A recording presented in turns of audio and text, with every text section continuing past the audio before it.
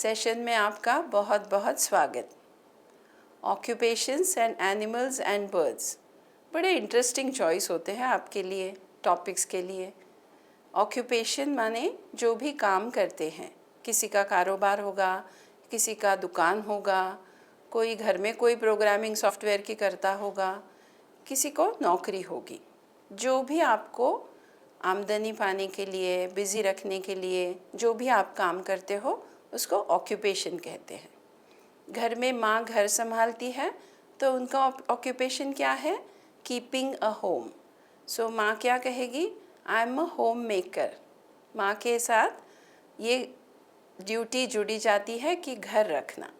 वैसे पिताजी ने भी तो घर रखना है, लेकिन हमारे देश में काफ़ी बार ऐसा होता है दोनों नौकरी करते हैं, लेकिन माँ घर ज़्यादा संभालती है, पिताजी बाहर के काम ज़्यादा करते हैं। कितने सारे ऑक्यूपेशंस हैं, न्यूरो सर्जरी से लेकर रॉकेट साइंटिस्ट तक और कूली से लेकर पान वाले तक सारी ऑक्यूपेशंस है। और सबको रिस्पेक्ट देना चाहिए क्योंकि काम पूजा होती है, ऐसा हमें लगता है।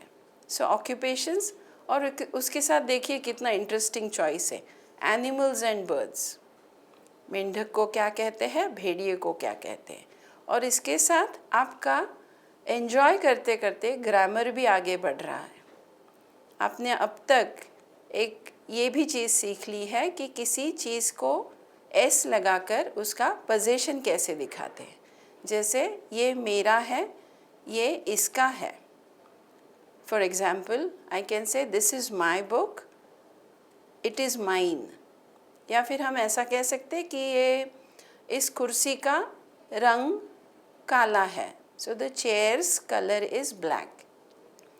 पॉसेसिव जिसको कहते हैं कि व्हाट इट बिलोंग्स टू, ये आपने सीख लिया।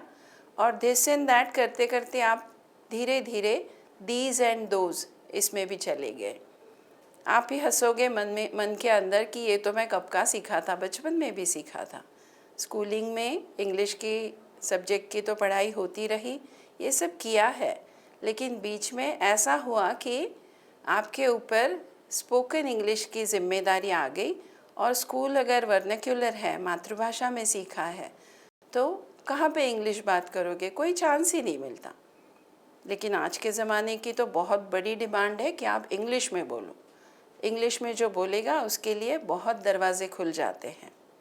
तो इस तरह आप कोशिश कर रहे हो, एंजॉय करते करते स्पोकन इंग्लिश सीख रहे हो। और इस सेशन में आप ऑक्यूपेशंस, एनिमल्स एंड बर्ड्स इसके बारे में जानोगे। किसी भी चीज़ का वर्णन कैसे करें, किसी भी चीज़ को लेकर सवाल कैसे करें, किसी भी चीज़ के बारे में जानकारी कैसे दें, ऐसे अनेक कम्युनिकेशन के हिस्से आप प्रैक्टिस कर रहे हो। So keep enjoying, keep learning, learn about occupations and learn about animals and birds. I wish you all the best. Thank you.